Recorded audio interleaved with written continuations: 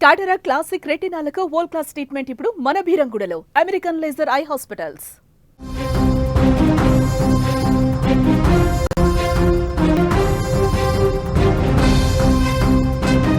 కడప జిల్లా ప్రొద్దుటూరులో తల్లిని సొంత కొడుకే అత్యంత దారుణంగా హత్య చేసినటువంటి ఘటనలో ఇప్పుడు తెలుగు రాష్ట్రాలలో సంచలనంగా మారింది ఈ ఘటన. అయితే మానసిక స్థితి బాగోలేకే కుమారుడు యశ్వంత్ తల్లిని అత్యంత దారుణంగా చంపేసినట్టుగా అక్కడ ప్రాథమికంగా తెలుస్తుంది. అయితే అంత్యక్రియల ప్రక్రియ కూడా ఈరోజు ముగిసింది. ఈ అంత్యక్రియలు జరిగేటువంటి సందర్భంలో కొంత హృదయ విదారకర ఘటన కూడా జరిగినట్టుగా తెలుస్తుంది. ఆల్రెడీ తల్లి కొడుకు చేతులనే మరణించింది. కొడుకు నిన్న పోలీసులు అరెస్ట్ చేయడంతో జైలుకు వెళ్ళడం జరిగింది. అంటే అరెస్ట్ చేయడంతో అదుపులోకి తీసుకున్నారు పోలీసులు. ఇక ఒంటరిగా మిగిలినటువంటి తండ్రి అంత్యక్రియలకు సంబంధించినటువంటి ప్రక్రియనంతా కూడా చూసుకున్నాడు. ఈ నేపథ్యంలోనే తండ్రి అక్కడ విలపిస్తూ కన్నీటి పర్యాంతమవుతూ అక్కడ తల్లికి తలకొరివి పెట్టడానికి తన కొడుకుని పంపించండి అంటూ కూడా రిక్వెస్ట్ చేసినట్టుగా తెలుస్తుంది. ఇక అతని మానసిక స్థితికి ఈ యొక్క ఘటన అద్దం పడుతుంది. గతంలోనే చాలా సందర్భాలలో ట్రీట్మెంట్ కూడా ఇచ్చినట్టుగా తెలుస్తుంది.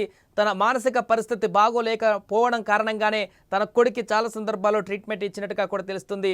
ఇప్పుడు వారికి ఒకే ఒక కొడుకు, వేరే సంతానం కూడా లేదు ఇద్దరికి.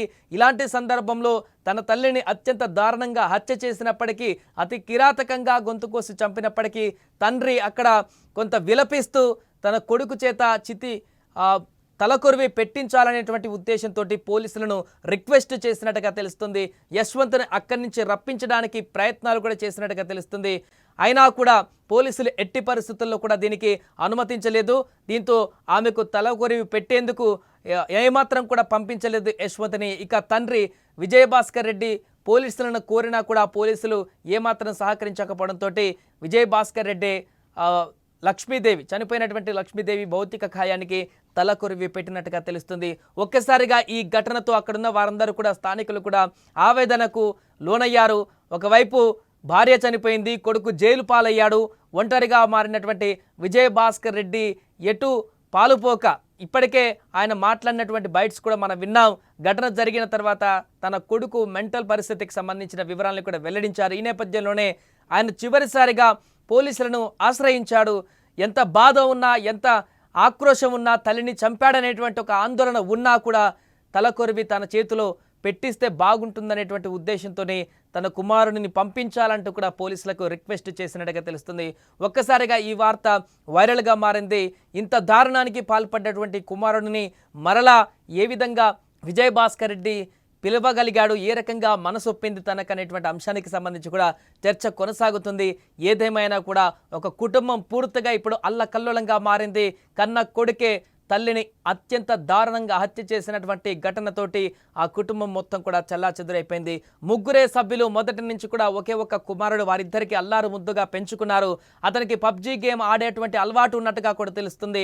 ఆ కారణం చేతనే కొన్ని సంవత్సరాల క్రితం దానికి వ్యసనంగా మారే కొంత మానసిక పరిస్థితి ఇబ్బందులోకి మారిందంటూ కూడా చెప్తున్నారు. అనేక సందర్భాల్లో ట్రీట్మెంట్ కూడా ఇప్పించామంటూ చెప్తున్నారు. ఆ యొక్క గేమ్ బారిన పడిన తర్వాతే పూర్తిగా తను మారిపోయాడంటూ కూడా చెప్తున్నట్టుగా తెలుస్తుంది. ఈ నేపథ్యంలోనే అత్యంత రాక్షసత్వానికి మారిపోయి తన తల్లిని హత్య చేసినటువంటి ఘటనను మనం చూసాం. దీన్ని లోతుగా దర్యాప్తు చేస్తున్నారు పోలీసులు. పూర్తిగా అతని మెంటల్ స్టేటస్ని కూడా తెలుసుకుంటున్నారు.